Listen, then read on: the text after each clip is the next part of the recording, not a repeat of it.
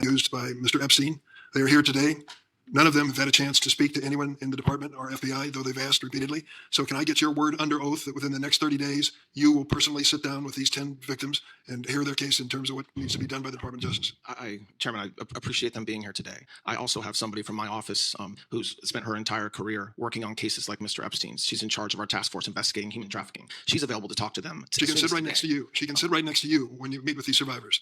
I have never said I will not meet with survivors. Will you meet with these 10 survivors? I'm asking you on the record. If they have lawyers, as you know, I'm prohibited from meeting directly with them. I have met with counsel for survivors, as has many people in the Department of Justice, over 30. But if they are represented by counsel, we will work with their counsel. If they don't have a lawyer, I will certainly make arrangements to make sure the right people at the Department of Justice meet with them. Absolutely. Will you get it done within the next 30 days? That each of these survivors? I will get it done today, if that's necessary. I mean, my point is, there's somebody here who can meet with them today, get their information, and arrange to meet with them. I think you ought to be in the room.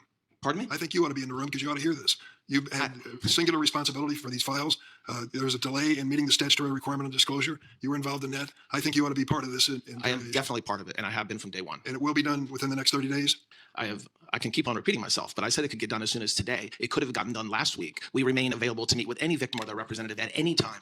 Will you notify the committee when you've done this?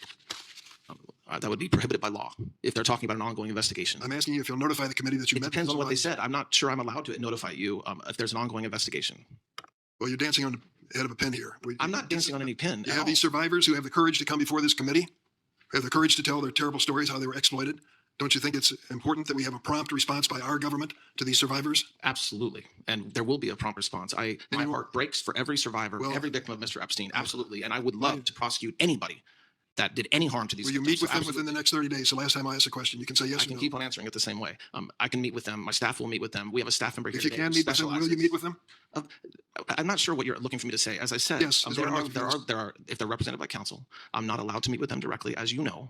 I assure you, the FBI, who are experts in this space, prosecutors who are experts in this space, and me, if necessary, will absolutely meet with them. I promise you this. I will stay updated and know everything that's happening with any victim that has information about any other people that work with Epstein, that committed any crimes with Epstein. Absolutely.